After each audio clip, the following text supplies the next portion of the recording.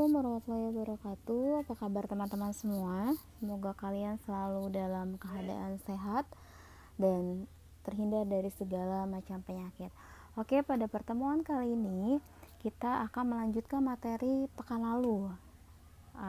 Kemarin pekan lalu kalian sudah mempelajari tata nama alkana dan alkena. Pada kesempatan kali ini kita akan membahas tata nama hidrokarbon yang terakhir, yaitu tata nama alkuna. Selain tata nama alkuna, kita juga akan membahas reaksi-reaksi yang dapat terjadi pada hidrokarbon. Oke, kita simak saja langsung materi yang akan kita bahas. Oke, teman-teman, ini adalah rumus umum dari alkuna, yaitu CnH2n-2. Nah, untuk tata nama alkuna, kita mulai dari karbon berjumlah 2 atau etuna. Nah, ini harus kalian hafalkan. Ciri khas dari alkuna itu adalah dia memiliki ikatan rangkap 3. Oke, sekarang kita akan belajar tentang aturan penamaan dari alkuna. Nah, aturan yang pertama itu adalah menentukan rantai terpanjang. Dalam menentukan rantai terpanjang, ada syarat yang harus kalian penuhi. Syaratnya adalah ikatan rangkap 3 nih ya, itu harus masuk sebagai rantai utamanya. Jadi kalau misalkan nanti kalian menemukan rantai terpanjang tapi ikatan rangkap 3-nya tidak masuk, berarti kalian tetap harus memilih rantai yang lebih pendek dengan catatan ikatan rangkap 3-nya masuk. Oke, syarat yang kedua atau aturan yang kedua, rantai utama itu menggunakan akhiran una. Karena ini adalah tata nama alkuna, maka rantai terpanjangnya kita beri nama una. Oke, aturan yang ketiga adalah penomoran rantai utama harus dengan nomor rangkap terkecil. Oke, jadi kalau di alkana itu penomoran ditentukan prioritasnya berdasarkan letak dari cabang. Untuk alkena dan alkuna, prioritas penomoran rantai itu dari dilihat ikatan rangkap yang posisinya lebih kecil penomorannya. Aturan yang keempat, jika terdapat cabang menggunakan kemungkinan nomor terkecil. Jadi setelah prioritasi rangkapnya dengan nomor terkecil, prioritas kedua itu adalah dalam menentukan letak dari cabang. Nah, cabang itu juga harus dengan nomor yang terkecil. Nah, setelah kita mempelajari aturan-aturan dalam penamaan alkuna, sekarang kita akan menyimak video bagaimana cara menentukan nama pada struktur alkuna. Silakan diperhatikan. Nah, teman-teman, di sini Ibu punya soal untuk menentukan tata nama dari alkuna. Tadi sudah dijelaskan langkah-langkah apa yang harus kalian perhatikan untuk menentukan nama dari suatu struktur alkuna. Di sini Ibu punya rantai karbon. Salah satunya ada yang ikatan rangkap 3, yaitu yang menjelaskan bahwa dia adalah alkuna. Nah, langkah yang pertama adalah kita menentukan rantai karbon yang paling panjang. Oke, kalau misalkan kita ke bawah 1, 2, 3, 4. Oke, di sini ada C2. Berarti di sini C-nya dihitung 2 kali. Nah, berarti di sini 1, 2, 3, 4, 5. Kalau ke bawah kita hanya punya 5 atom karbon sebagai rantai utama. Bagaimana kalau rantainya rantai lurus?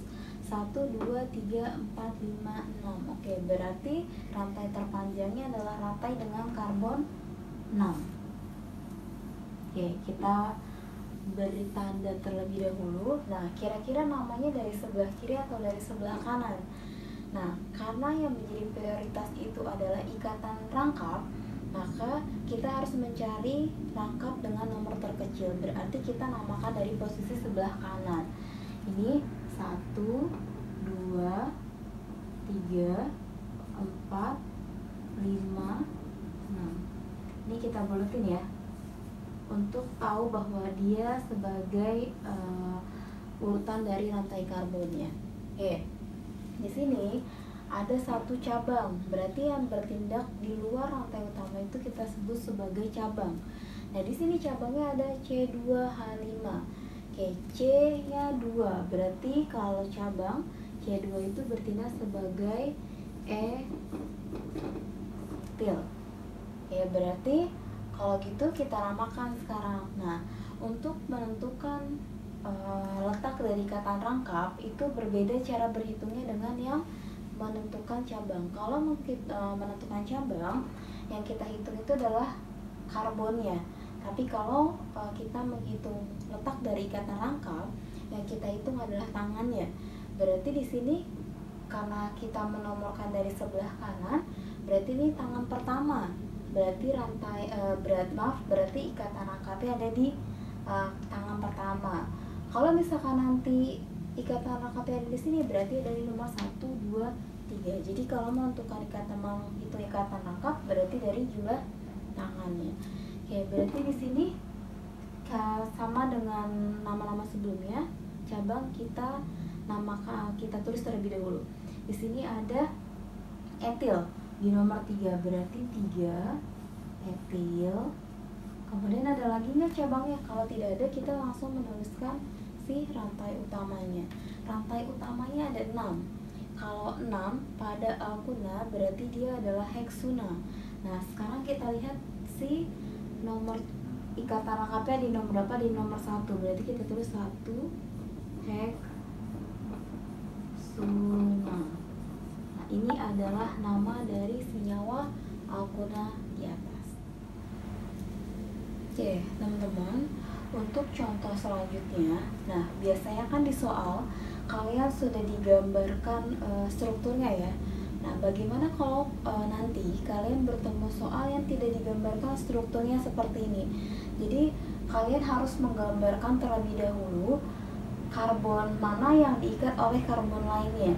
Kayak sebagai contoh, ini di sini ada CH3 3 kali, artinya CH3-nya ada 3. Ada C, ada C, ada ikatan rangkap 3. Kemudian CH3-nya ada 2. Kemudian di sini ada CH2 dan CH3. Nah, yang harus kalian perhatikan adalah bahwa pada saat kalian mempelajari posisi atom karbon primer atau CH3, itu dia pasti terletak di paling ujung. Nah, bagaimana caranya CH3 bisa ada 3 kali? Nah, di sini kan ada karbon C ya, berarti di sini C, kita gambar C. Kemudian di sini ada CH3-nya ada 3, berarti CH3 itu harus paling ujung. 1, 2, 3. Kita gambarkan CH3, CH3.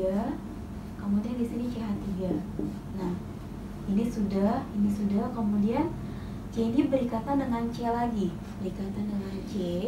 Kemudian ada rangkap 3.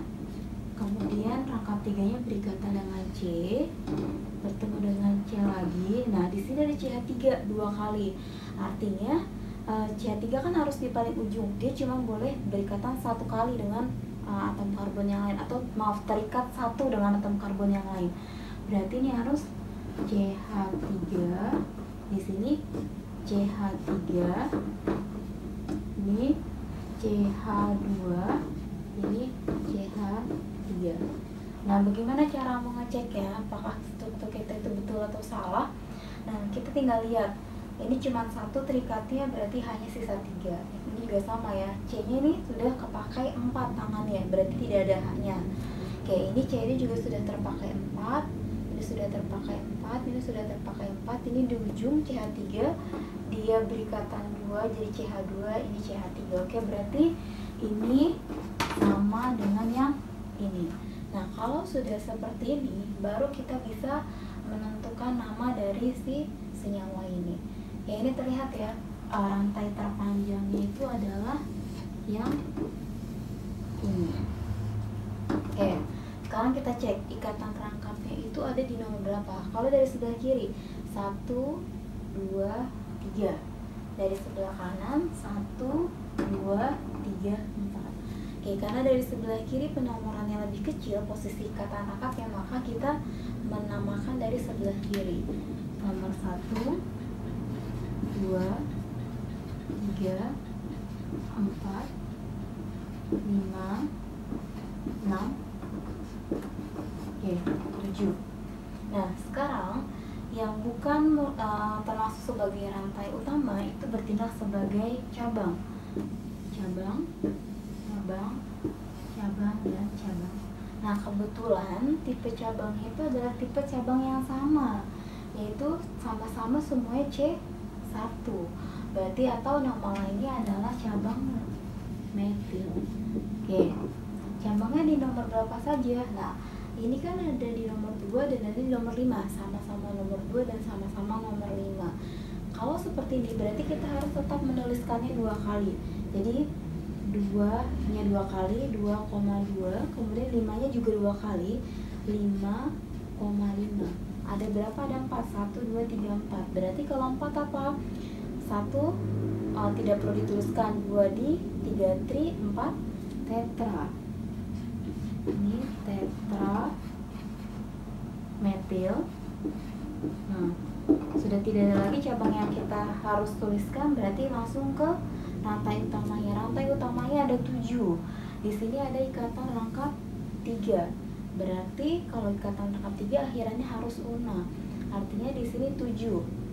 Berarti kalau 7 adalah heptuna dengan ikatan rangkap di nomor 3. 3 heptuna. Ini adalah nama dari struktur yang di atas. Semoga bisa dipahami untuk tata nama ini.